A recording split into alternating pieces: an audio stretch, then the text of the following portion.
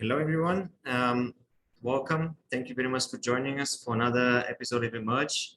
My name is Jan Stojcev and I'm part of the Resin Biosciences team. Before we get going, the usual housekeeping announcements. We are recording the session. We're going to make it available within the next week via social media channels. You can find the recording also on YouTube. So just look out for Resin Bio on YouTube and you'll find this as well as other episodes and the recordings. Please post your questions in a Q&A box. We'll have plenty of time to answer these. And also we encourage live discussion. So if you want to do so, just use the raise hand icon and I'll activate your microphones. We can have a bit of a chat and talk about some of the concepts that are being talked about today. So today I have the pleasure of hosting Florian Meyer. He's a research group leader and junior professor at Jena University Hospital, where his most focus in his main focus is on the development of mass spectrometry techniques and the applications for functional proteomics and clinical research. Florian completed his PhD under the supervision of Professor Matthias Mann, and his research focused on development of high mobility mass spectrometry for proteomics applications. For this, for his PhD, he received two prestigious awards, the MPBI Junior Scientist Award in 2018, and a year later, the Wolfgang Paul Study Award from the German Mass Spectrometry Society in 2019. He then completed a short postdoc at the Mass Tech Institute of Biochemistry and before joining the Jena University. So today, Florian is going to be telling us about the latest workflows he's developing in his team, incorporating mobility with data-independent acquisition for rapid and sensitive proteome as well as phosphoproteome profiling of clinical samples. So Florian, thank you very much for joining us. Thank you very much for taking the time to present on this forum, and we look forward to your presentation.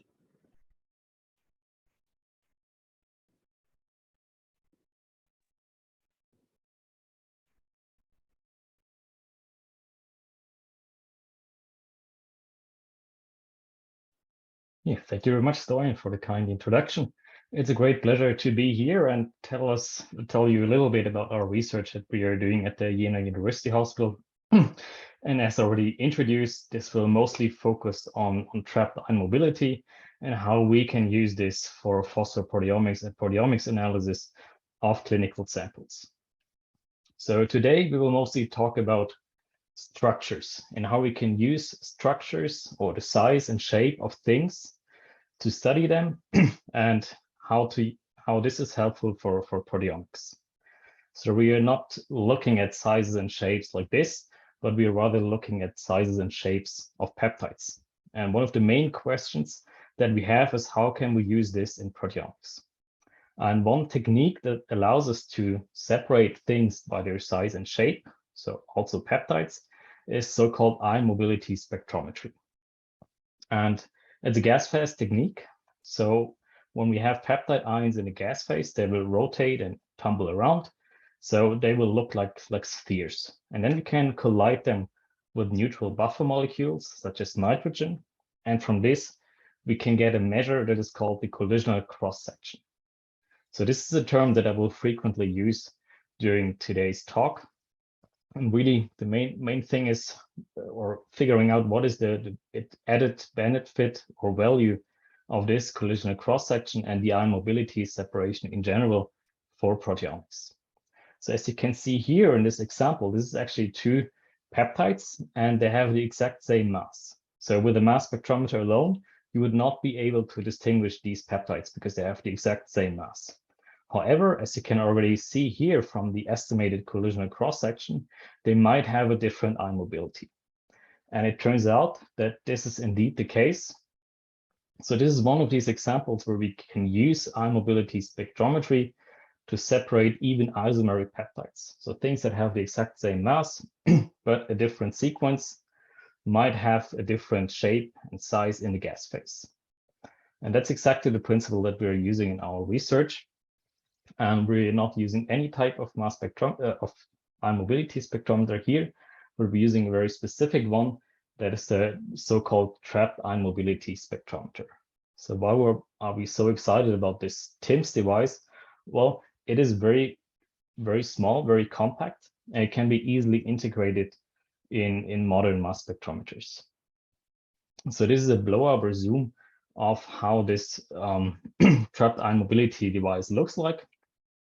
So we have ions entering here from our electrospray ion source. In this case, they're entering through a glass capillary and they're deflected by 90 degrees. Here what is displayed. And then they enter the actual TIMS device, where they are focused by the entrance funnel into the TIMS funnel. That in this case is just stacked, a lot of stacked electrodes. And I will tell you in a second why we need these electrodes here. And then we have an exit funnel region here that we can use to refocus the ions that are exiting this TIMS tunnel into the mass spectrometer. And then the important thing here is that we have gas flowing into the TIMS device through the ion source. So this is depicted here by the gas flow. And because we have these electrodes here, we can also apply an electric field. And the way it is done in TIMS is that these two forces are opposing each other.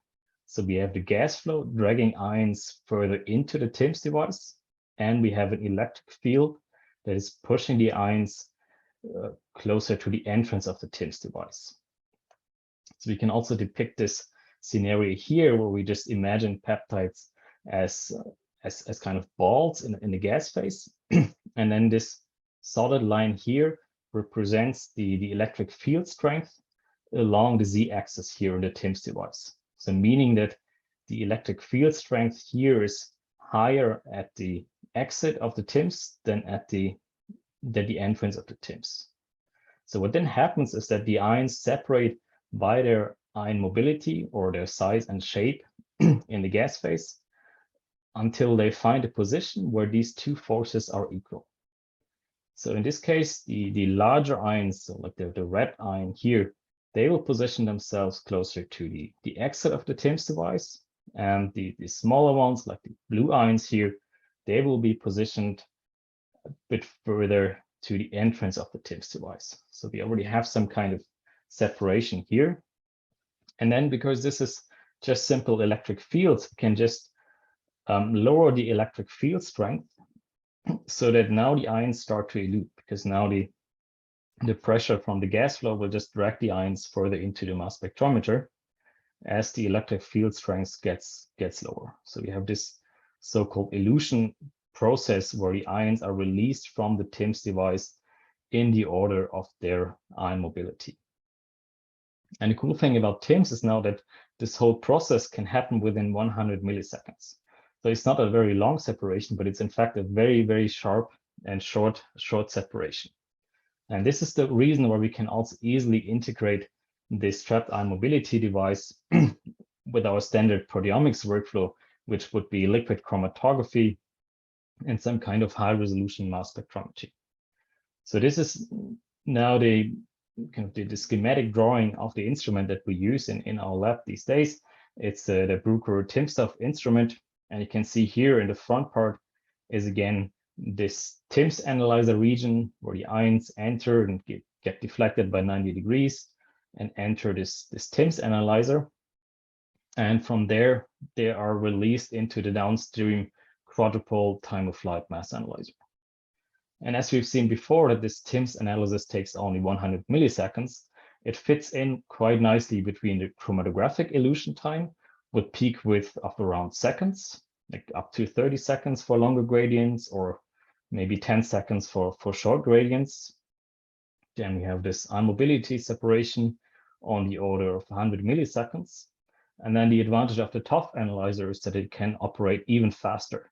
So TOF scans only take 100 microseconds, so meaning that we get full ion mobility spectra from these TIMS scans. And this is then how they look like. So we see the release of the ions here from the TIMS device. And then when we detect them with the TOF, we can have TIMS elution or so-called arrival time distributions of the ions. Or you could think of of a mobilogram, it's sometimes also called, where the ions are separated by their relative ion mobility. So this is already a very cool technique on its own, because we now have this additional dimension of separation. We are separating ions by their ion mobility. And also what comes on top is that more or less for free, we get a measure of their size and shape in the gas phase. So that's this collisional cross-section that I introduced in the first slides. So we already, from this setup, we have these two extra informations that we can use for our experiments. However, looking at this schematic for long enough, we were also wondering, okay, we're releasing here the ions one after each other. So they're released sequentially from the TIMS device, but accumulated all together at the same time in the TIMS. And this was then the idea of coupling the downstream analysis in the QTOF, so mainly the MS-MS sequencing of peptides with the elution of peptides from the TIMS device. So how does this work? In a regular experiment, like a regular MS-MS experiment, we would always set the quadrupole to 1 MOZ. So the quadrupole selects the peptide that we are interested in. Peptide enters the collision cell, gets fragmented, and we can read out the fragment ions with the TOF analyzer. So in regular experiment, we would look at one peptide basically during one TIMS scan. However, now with this passive idea, we were wondering whether we could just switch the quadrupole fast enough so that it jumps from one MOZ to the next MOZ as the ions elude from the TIMS device. So in this example here, we would first position the quadrupole to select the red ion population, and then as this ion mobility peak is over, the quadrupole would quickly jump to the orange ions, select these for fragmentation, and then in the next step jump to the green ions and finally to the blue ions. So instead of looking only at one and sequencing only one peptide, we here have multiplied our sequencing speed by a factor of 4 without losing any of the ion count or any sensitivity, because all the sensitivity or all the ions of this MOZ are compressed into one ion mobility peak. So that was the idea of this passive principle. And as you can see here, what the data then looks like is that we get ion mobility resolved MS-MS spectra at the position of the precursor ion. So here, this map, that's a typical representation of how our data looks like on the MS1 on the precursor level. So the peptides are separated here by the ion mobility, and we can measure their MOZ. And then when we fragment them, we still see them at the same ion mobility position, but now we see the MOZ of the fragment ions. And in this case, we see the fragment ions for the red ones, for the yellow ones, green ones, and the blue ions. So we can do this now in a classic data-dependent approach, where we would have our chromatography, and then the mass spectrometer just automatically selects suitable precursor ions and ranks them typically by their intensity. And in this case, how the experiment would look like is that we have this MS1 map of our precursors. So here, this is depicting the isotope patterns.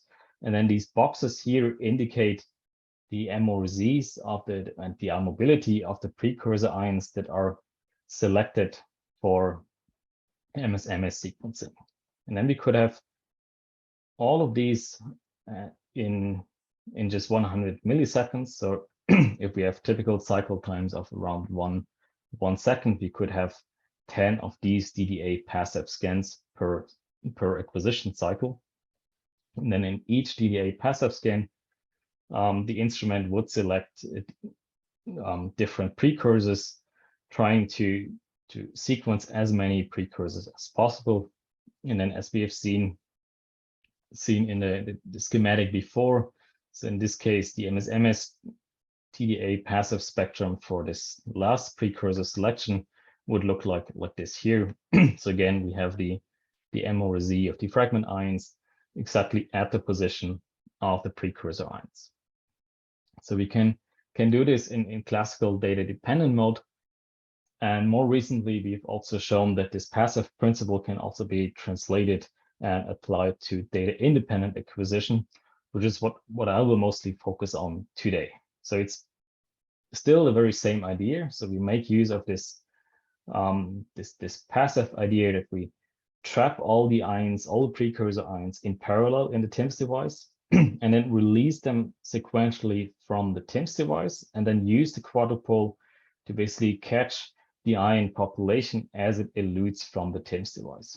So for those of you familiar with DIA, it's really the same principle. So rather than having smaller isolation windows, here we would have a little bit wider isolation windows. But what's maybe new now is that we have to place these windows not only in the MOZ dimension, but also consider the ion mobility dimension, here depicted as 1/K0. But again, using the same principle of DIA, so that we program the mass spectrometer to cycle through pre-selected or predefined isolation windows and acquire the fragment ion spectra from all of these precursors that are in this selection window. So in this case, the fragmentation spectra look a bit more busy, more complicated, but we still have the full resolution in the ion mobility dimension that we can use for the data analysis. So what looks like a pretty decent and easy workflow that you can now readily apply was actually quite a long way and a lot of work that traces back all to the initial description of the TIMS device by Francisco Fernandez Lima and Park at Bruker back in 2011. And then now this really seems to take off, and really more and more groups endeavor into this TIMS and PASEF and apply it in different areas and develop new methods. So it's really cool to see that this is really now taking off, and many applications in different areas. So what we think is that this is now also a very cool platform to use in clinical proteomics, and this is really the major focus now of the group in Jena. And we think that there's 3 key features that make this platform so interesting for clinical work. I mean, one of them is that we get this additional information about the size and shape of ions. So we get this CCS information, but then it also turned out that this instrument is very sensitive. So we can often use it in cases where we are limited by sample amount. And also this passive principle allows us to go much faster because we are multiplying our sequencing speed. We can use this to increase our throughput and essentially run more samples in the same amount of time. So to give you a brief idea how this looks like in the lab now with the latest generation of instruments.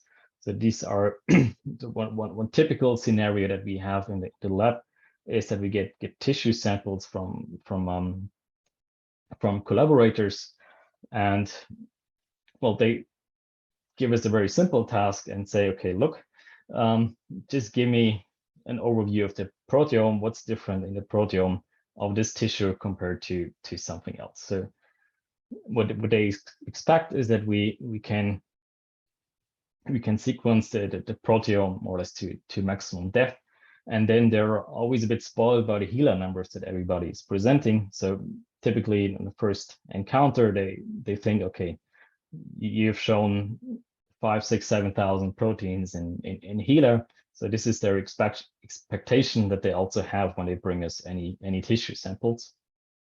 And well, for those of you who are familiar with proteomics, probably know that this is not as easy.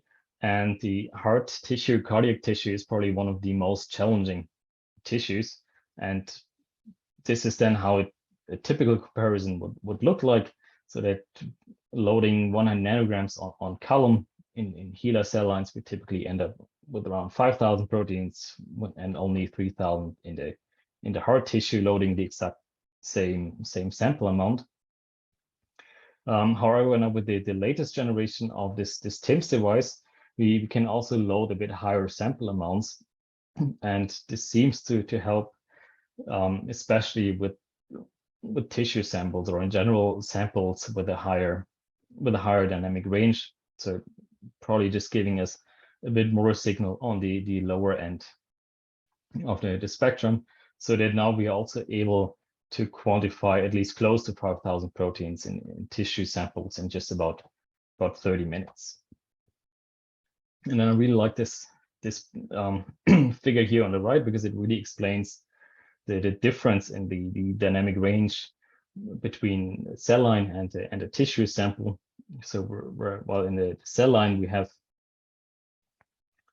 a pretty flat dynamic range. So 75% of the protein mass is made up by about 2,000 proteins, whereas in tissue, where we have very abundant proteins, this is only a few hundred of proteins. So I think this really visualizes the differences in the dynamic range, and also what makes it so challenging to analyze tissue proteomes. So now we have a whole team in the lab, namely Felix, Kaur, and Dennis, that are tackling these problems and aiming to analyze tissues to maximum proteomic depth. But here for this talk, I just want to take one step back and discuss a bit more how this data actually looks like from the analytical perspective. So coming back to the first slide, so asking what is the value of this size and shape of the ion mobility dimension in proteomics practice. So this is now a three-dimensional representation of these precursors of our data that we typically acquire.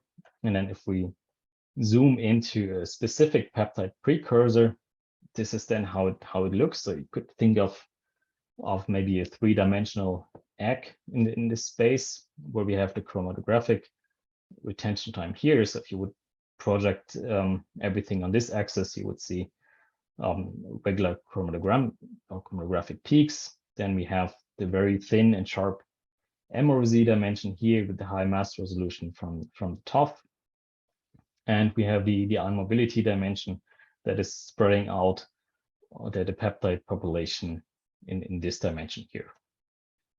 And as mentioned now several times before, one of the interesting things is that we see this positioning of the peptide ions in this 3D space on the precursor level, but also on the fragment ion level. So in DIA passive data, you can really use this to trace the fragment ions in all of these 3 dimensions. So now it's not like one egg, but actually many eggs that are all lined up on this virtual line here. That is the ion mobility position.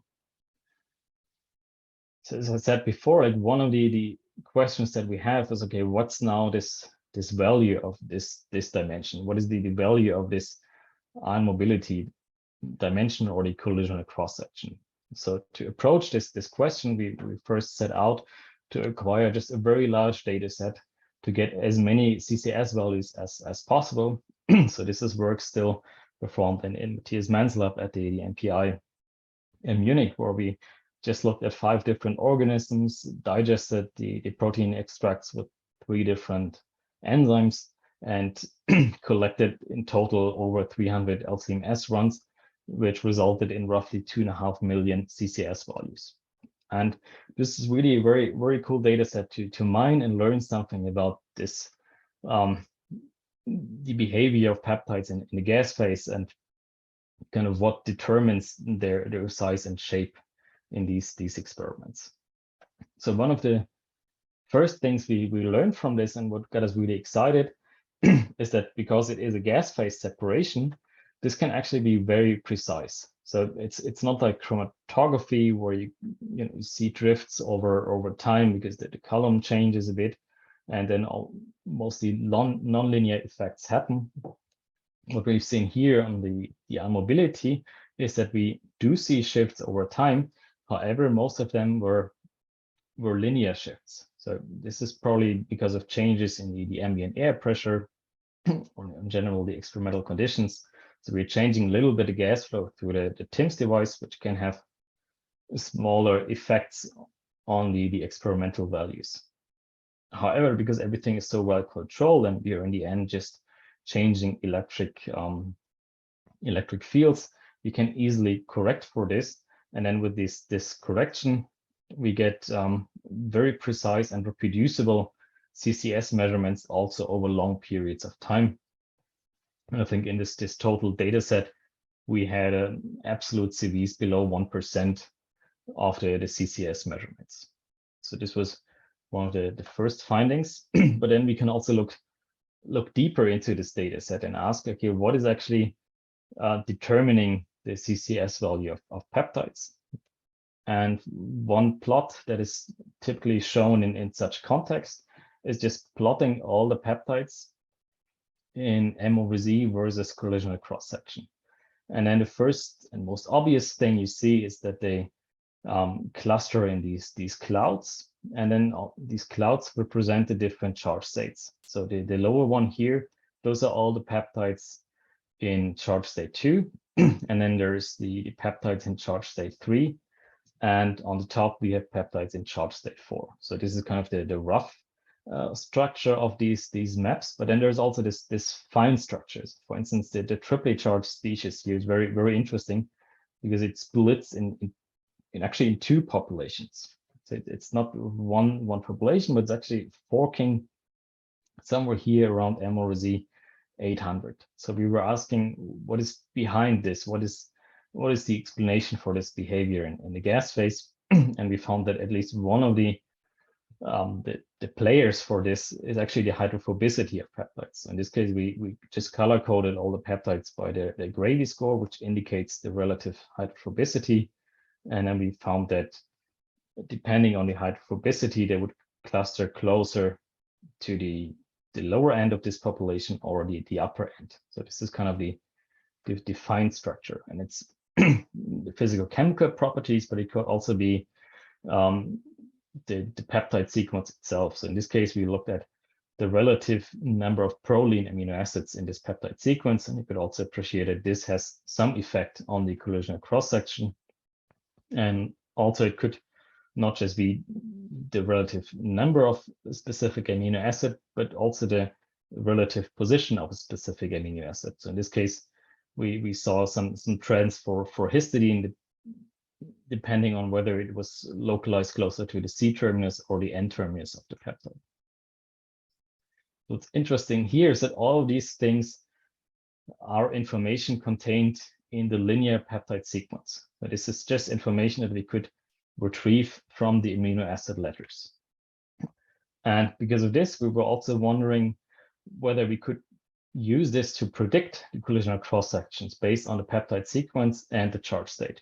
And so we teamed up with the team from Fabian Theis and especially Nikolai Köhler, who developed this deep neural network.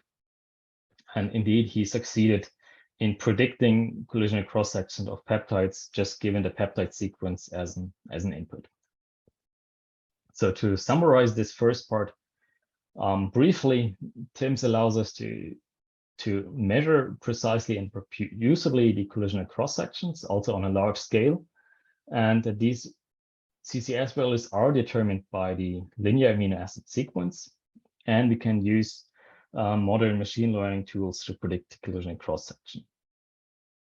So when I joined now Jena, there was one PhD student in my group who was like, okay, this is all great, but he only looked at unmodified peptides.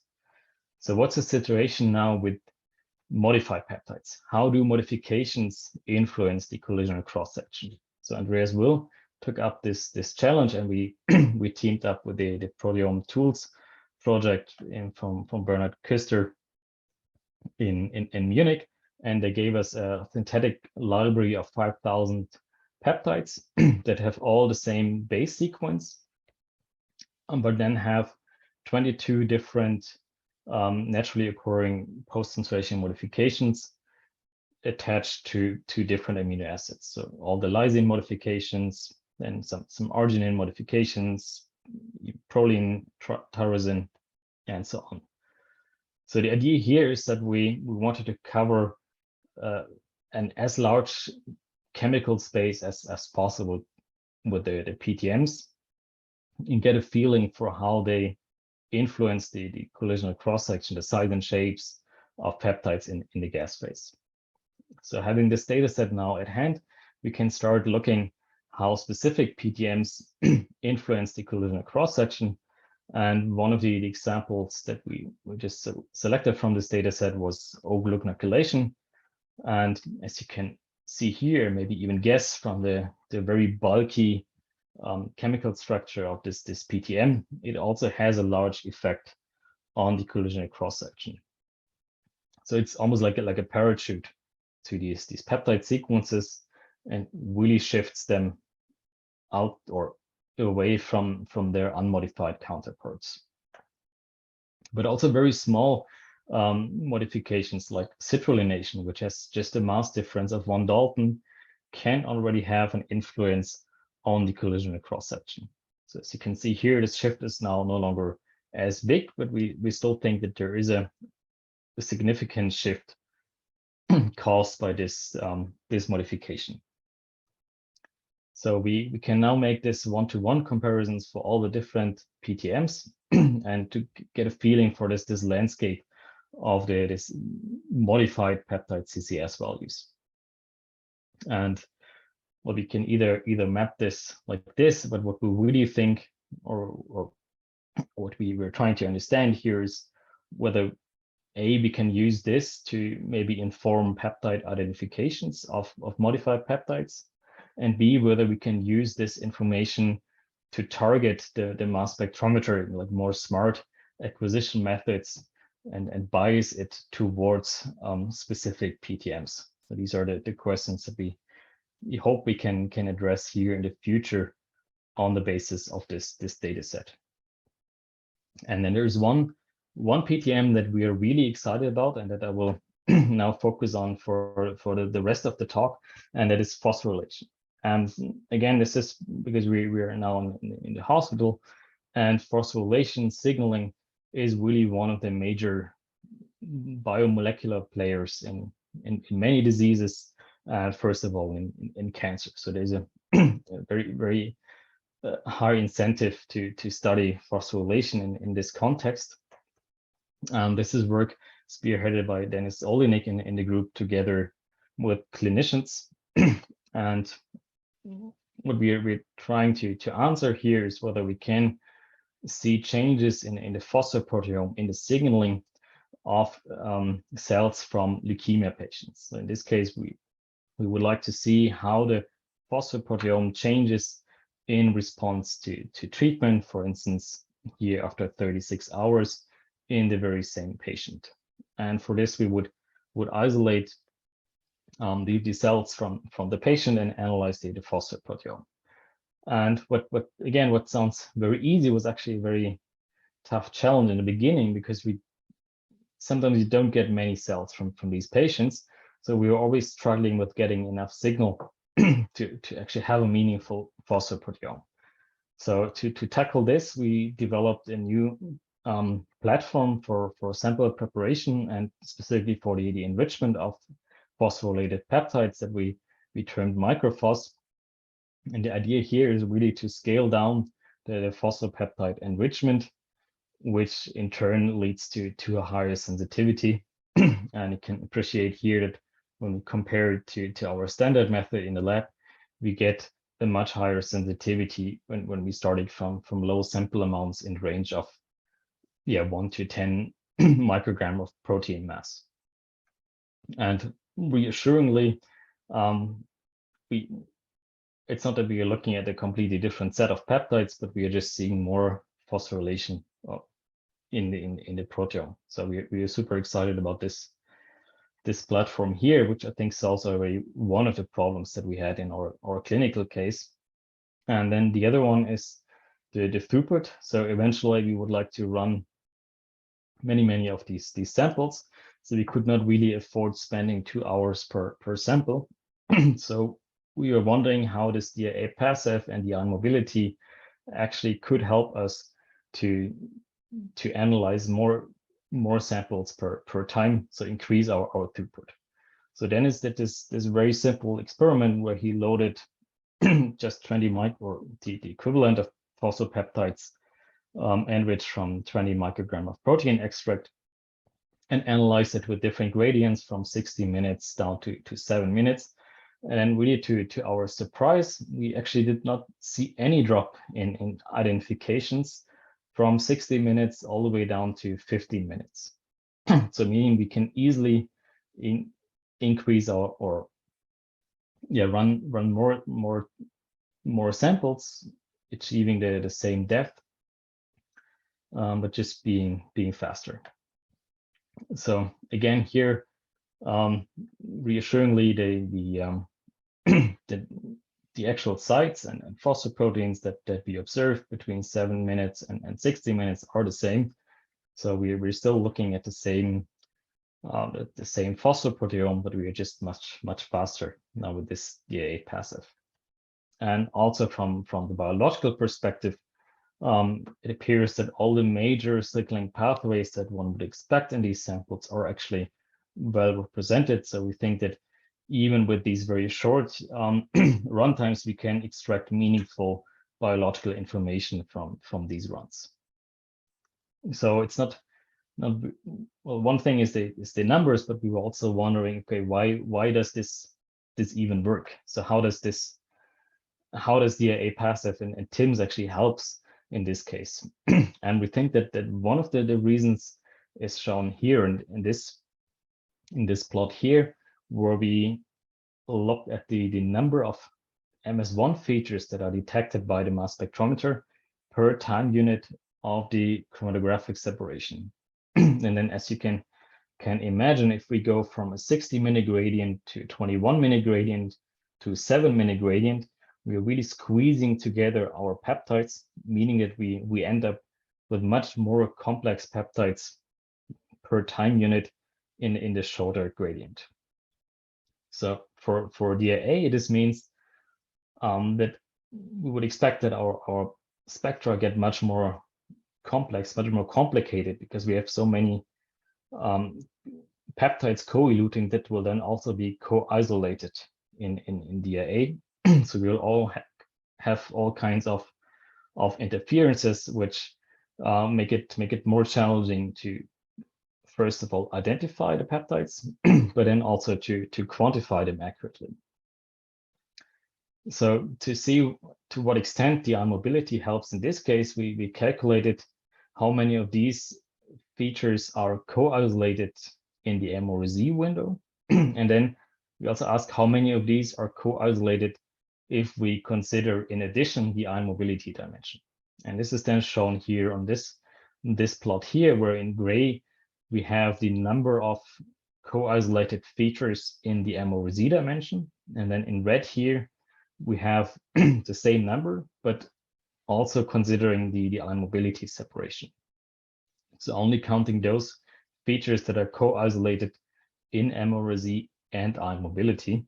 And as you can see here, we see this expected trend that for going from 60 minutes to 7 minutes, more and more ions are appearing or detected in the same MORZ window.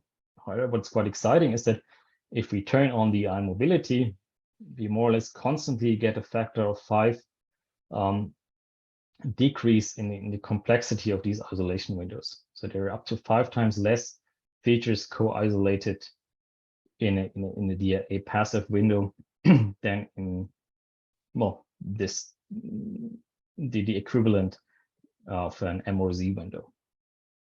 And the most extreme case that you could think of here is, again, one of these isobaric peptides. And then for phosphoproteomics, this is often positional isomers. And here we selected one example that nicely shows this effect.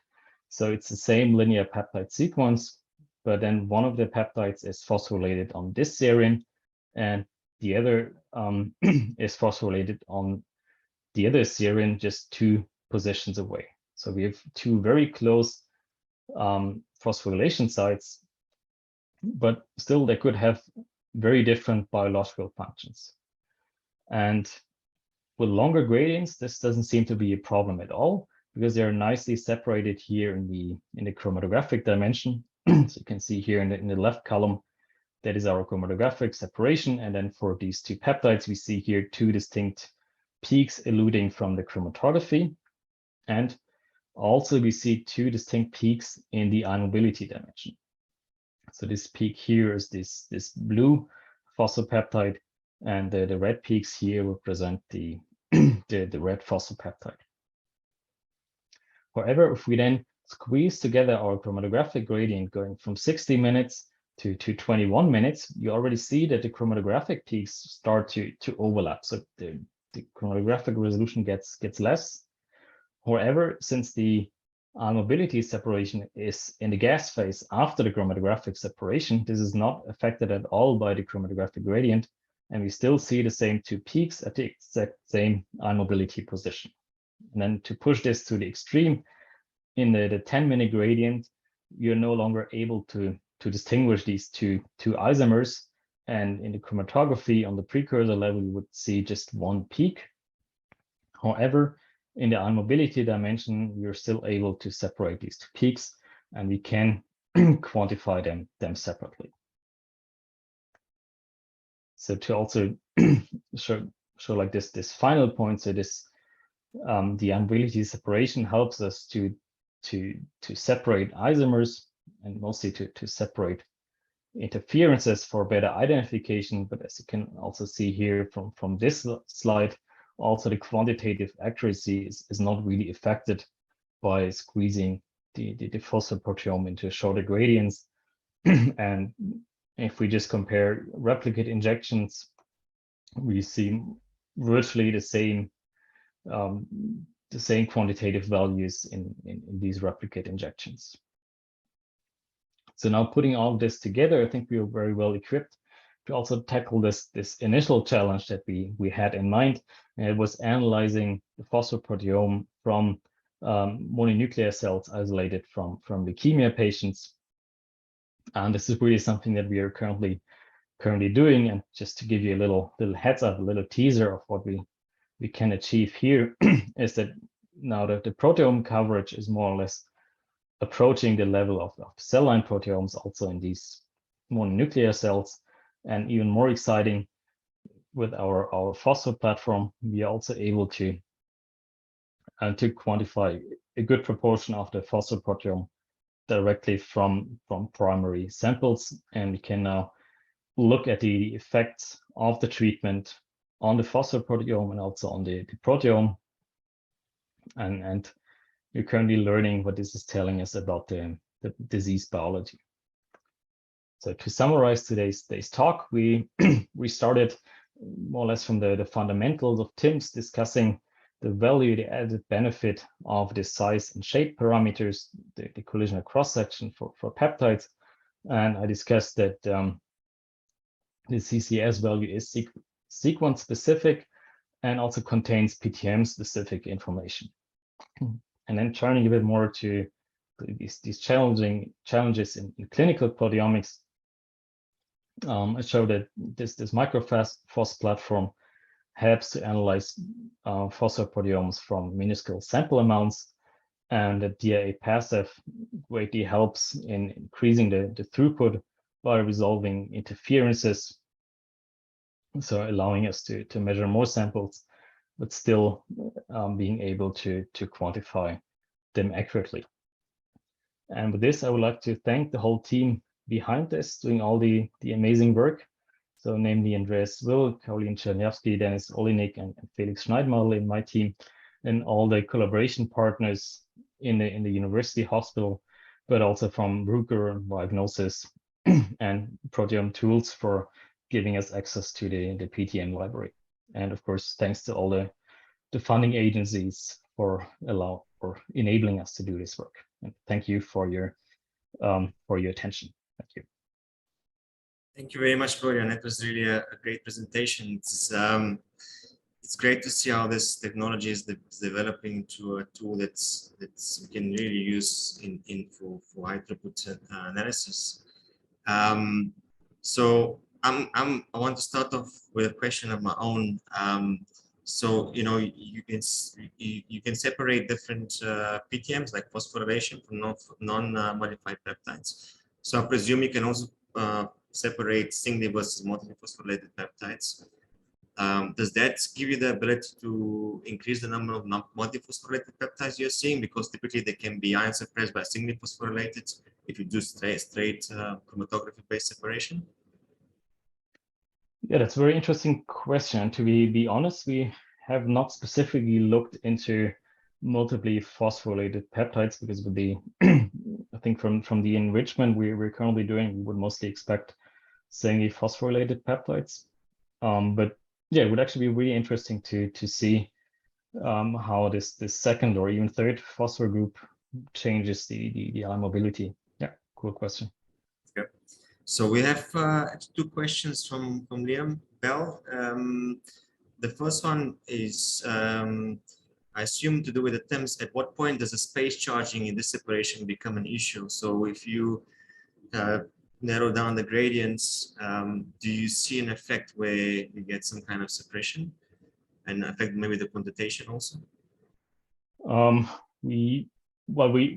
The experiments I showed today, they were starting from low sample amounts, so like this equivalent of the 20 micrograms, and I think for this we did not observe any obvious effects from space charging.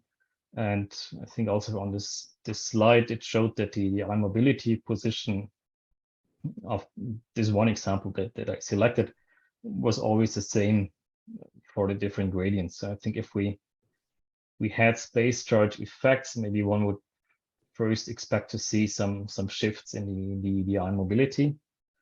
But yeah, we definitely know that for larger sample amounts, and this is probably not the case for phosphor, but yeah, that there is a charge limit also to the TIMS trap. It's still trapping ions. There's a limit to this. And so when you do your DIA setup, I presume you're not using equal windows. You're setting up a variable window scheme to cover the ion intensity the best. Does that change a lot across the gradients? Do you have to change it for each gradient, or it's pretty much stable? That we just kept the same, also to make our own lives a bit easier and not change too many parameters. So I would actually think that the window scheme that you choose for the DIA passive should consider the density of precursors in the ion mobility and the MRZ dimension. But yeah, I wouldn't expect a big effect from also considering the chromatographic dimension. But it's definitely possible to also introduce this. So I'm going to follow up with the second question from Liam, is to do with the actual sample prep. Do you see any effects from the sample prep, smaller quantities, and what's the impact on how long the phosphor samples are stable? Do you have to shoot them straight after enrichment, or you can store them? How do you guys do that? Well, actually, in this experiment that I showed, we created a larger, because we were mostly interested in the, let's say, in the analytical performance of the TIMS and the DIA passive, and we wanted to exclude all confounding factors from the sample prep. So in this case, we just prepared a larger batch of phosphopeptides and then stored this in the freezer and analyzed it with the different gradients of, I guess they were all analyzed within a few weeks, I guess, and we did not see any effects on the stability here. Okay. So we have a potentially live question, but Ulrich Walter, but it's hopefully you can hear us. Ulrich, you wanna shoot your question through? Yes, can you hear me? Yeah, perfectly. Hi.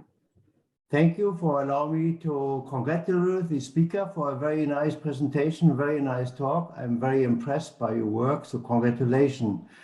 I am a professor of clinical biochemistry and thrombosis in Mainz University. I am retired, but still active, a senior professor. And I've been working on blood cells for maybe 3-4 decades in phosphorylation. So I'm very impressed about the progress going on in this field.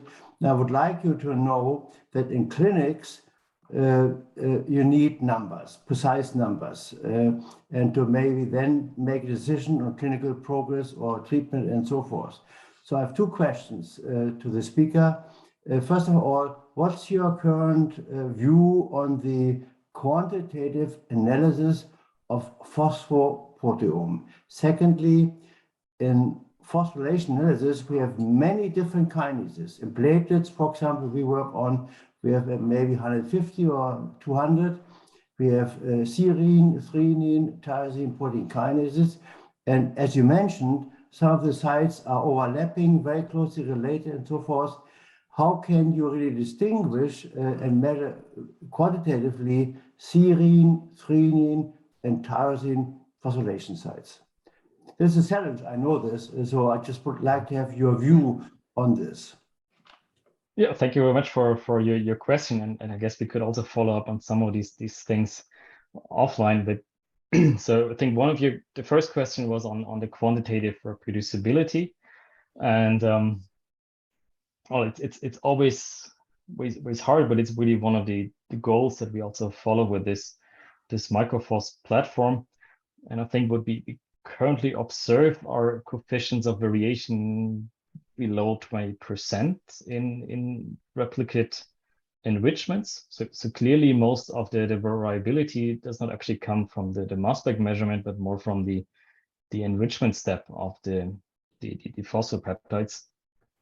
So at least in our hands, moving from DDA to DIA really helped in quantifying phosphopeptides and making the mass spec part more reproducible. And then the way we're currently enriching phosphorylated peptides is favoring serine and threonine. So we are not really observing phosphotyrosine. So that would require a different workflow. So we're lacking all of this, of course, very, very important information in our workflow. But still, what we would hope to see is by seeing all of these downstream phosphorylation events, that this still gives us the biological information about which pathways are active in the patient cells. And we have some ideas that we are currently testing also together with clinicians, basically in the way we set up these experiments. And yeah, hopefully I can soon talk more about this, how we really tackle this I think very important question that you raised in the very beginning.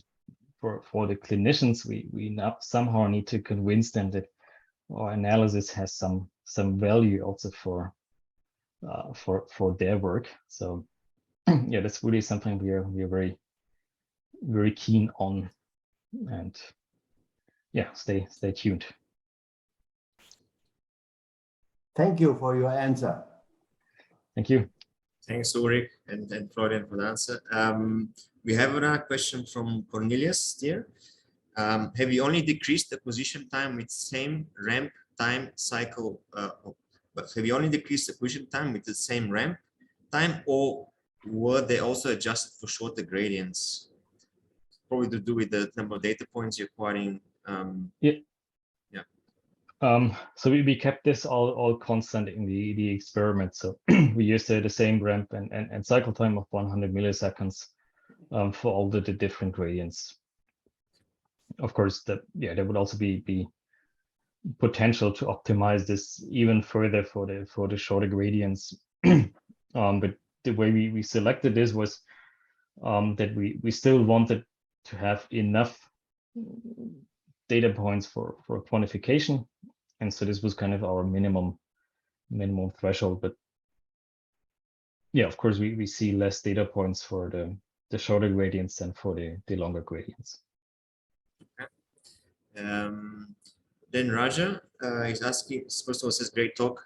Does the phosphopeptide library improve the identification and size localization, or direct DIA is good enough? Yeah, very good question. I think it would definitely improve the number of identifications. I think site localization is again a different topic and extremely challenging with DIA. But what we think is that direct DIA is just way simpler to set up. So you don't need to spend resources on building these libraries. And also from a quantitative perspective, what we see with direct DIA is that we maybe see less peptides overall, but those peptides that we see, we virtually see them in all the samples. So the number of missing values approaches almost zero. So we think from the quantitative perspective with direct DIA, we really get those peptides that we, that we want, that we can precisely quantify, and then we take a little bit of a hit on the depth. But you could always include a library in your experiments if you feel so. Okay. We have another question just came in. Given the CCS shifts due to modifications, is it possible, or have you tried to optimize capturing phosphopeptides by adjusting DI windows size and position? This is to do with variable windows.